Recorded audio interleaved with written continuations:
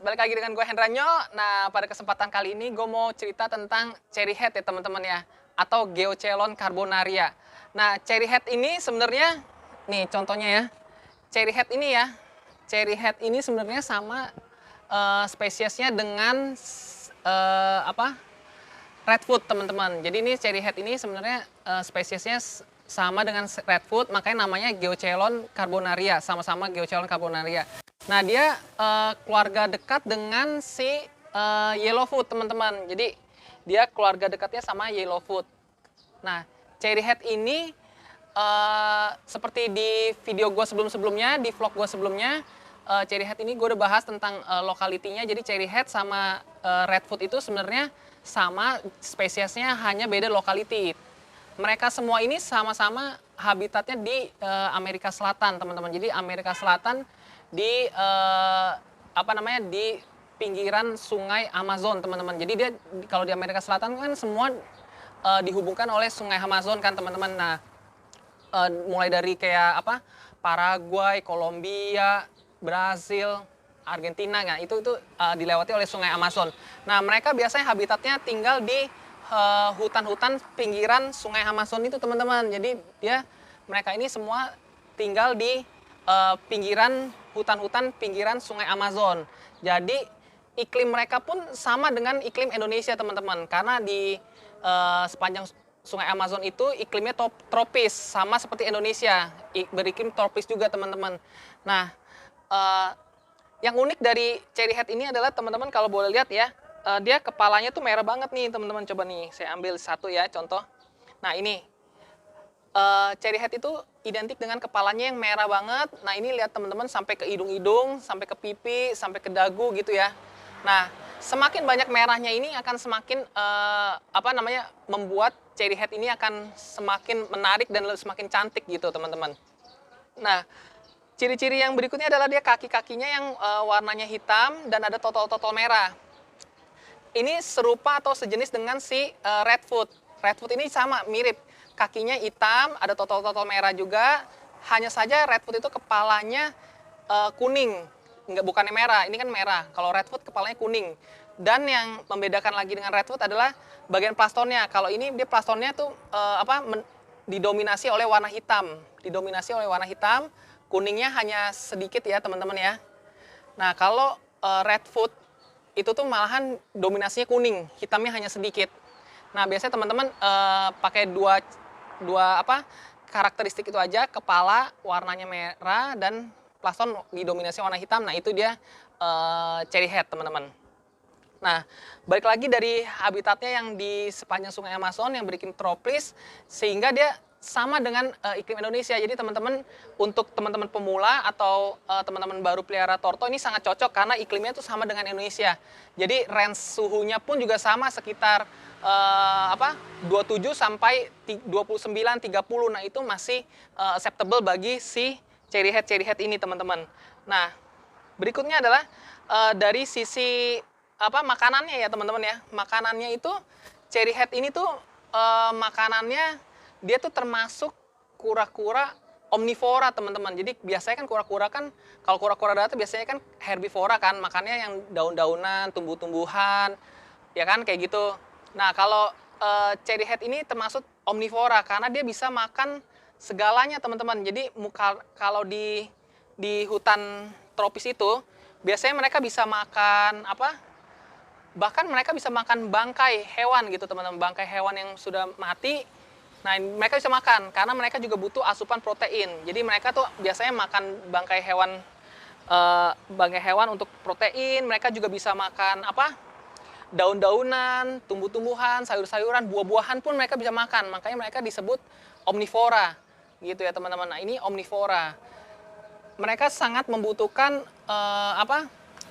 asupan protein. Jadi teman-teman, ini beda dengan kura-kura darat lainnya. Kalau kura-kura darat lainnya kan kita paling anti memberikan protein hewani atau kasih makan daging. Tapi sedangkan kalau cherry head atau redwood ini tuh justru bagus kalau misalnya kita kasih asupan seperti udang, ikan. Nah, karena mereka kan habitatnya di pinggir sungai kan, pasti ada kayak udang-udang atau ikan atau binatang-binatang lain yang mati. Nah, mereka bisa makan nih teman-teman. Jadi mereka butuh protein habitatnya. Nah, kemudian itu dari makanannya, kemudian dari suhunya gimana? Suhu tadi kan sempat gue singgung juga kan, suhunya sekitar 27 sampai 29 derajat atau 30 lah masih acceptable. Nah, kemudian dari humidity, kelembapan. Mereka tuh karena mereka termasuk forest turtle atau misalnya kura-kura hutan, mereka tuh butuh kelembapan yang cukup tinggi, sekitar humidity-nya sekitar 70 sampai 80 derajat. Derajat persen, sorry. 70 sampai 80% kelembapan atau RH, humidity. Karena mereka butuh kelembapan, jadi bagi teman-teman yang peliharanya di indoor, teman-teman harus siapin alas kandangnya yang bisa menyerap humidity, seperti misalnya dari kokopit atau misalnya koko khas atau ini forest bug juga boleh, tapi teman-teman harus sering-sering semprot juga gitu atau misting. Jadi kalau teman-teman punya alat misting ya bagus, tapi kalau nggak punya ya manual aja, disemprot-semprot aja teman-teman. Nah, itu bagus untuk si cherry head atau redfoot ini teman-teman. Nah, kemudian itu dari sisi suhu, humidity, dari habitatnya, makanannya. Nah, dari sisi pertumbuhannya pun si cherry head ini tuh termasuk nggak susah, nggak rewel teman-teman. Pelihara ini tuh sangat sangat mudah. Asal teman-teman bisa handle-nya dengan baik, rawatannya juga bagus. Nah, ini pasti mereka akan tumbuh dengan sehat, dengan sempurna teman-teman, seperti di alamnya. Nah, kemudian dari sisi ininya, dari ukurannya mereka tidak bisa terlalu besar ya teman-teman. Jadi ini kayaknya sekitar, kalau yang male akan relatif lebih kecil, male itu mungkin sekitar 20-25 cm lah untuk cherry head. Sedangkan untuk redfoot akan lebih besar lagi, size-nya lebih besar dari cherry head. Jadi redfoot itu size-nya akan lebih besar daripada cherry head. Meskipun mereka satu jenis, tapi pertumbuhan mereka berbeda gitu itu teman-teman. Nah, nih yang menariknya dari cherry head lagi, dia dari sisi karapasnya pun mereka berbeda-beda nih teman-teman nih, kayak gini.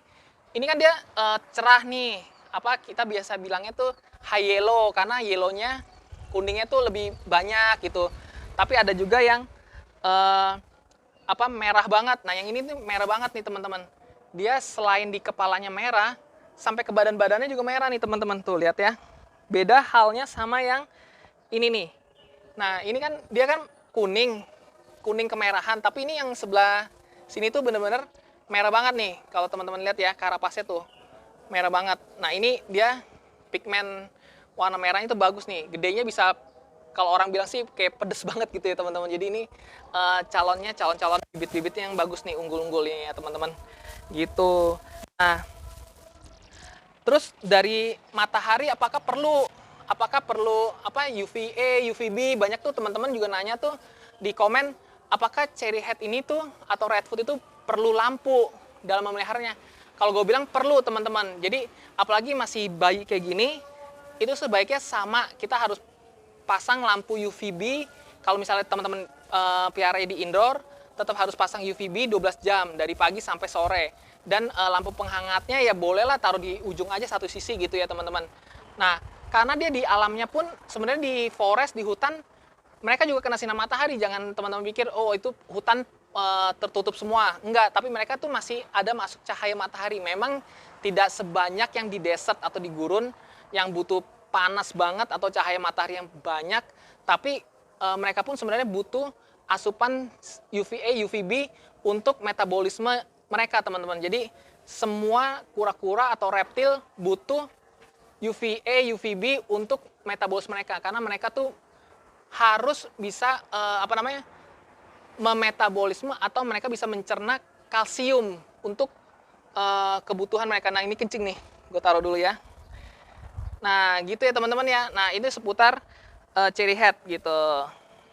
Oke, gitu aja sih sebenarnya sharing gue. Yang pasti kalau pelihara kura-kura itu teman-teman harus tetap utamanya harus kena sinar matahari pagi, direndam, dijaga kesehatan mereka segala macam. Nah, khusus tambahan penyakit, biasanya orang bertanya nih, cherry head ini tuh karena suhunya sama Indonesia segala macam, terus dibilang kura-kura yang tahan banting, dibilang juga kura-kura bagi pemula. Nah, tapi Apakah dia bisa kena penyakit? Jawabannya bisa ya teman-teman ya. Jadi mereka tuh bisa kena penyakit, terutama karena mereka lembab. Jadi teman-teman biasanya suka keseringan semprot-semprot air, keseringan dikasih kelembapan yang tinggi. Nah itu bisa bikin jamur teman-teman. Nah di sini mereka bisa kena namanya cell rot. Jadi itu ada jamur atau bakteri yang ada di karapasnya. Biasanya sih sering ada di karapas. Kalau ini sih nggak ada, ini bersih ya teman-teman. Cuman sebagai contoh dia ada serot di karapasnya, itu bisa baunya bisa busuk banget. Nah itu penyakit yang sering terjadi untuk cherry head atau red foot karena mereka terlalu lembab gitu ya teman-teman. Nah mereka pun juga sebenarnya bisa pilek teman-teman. Jadi teman-teman hati-hati juga, jangan terlalu lembab banget atau jangan sampai kekurangan cahaya sinar matahari juga. Oke, gitu aja teman-teman ya video gue kali ini. Bagi teman-teman yang suka video gue, jangan lupa subscribe, share, dan komen di bawah ini. Oke, see you guys. Bye-bye.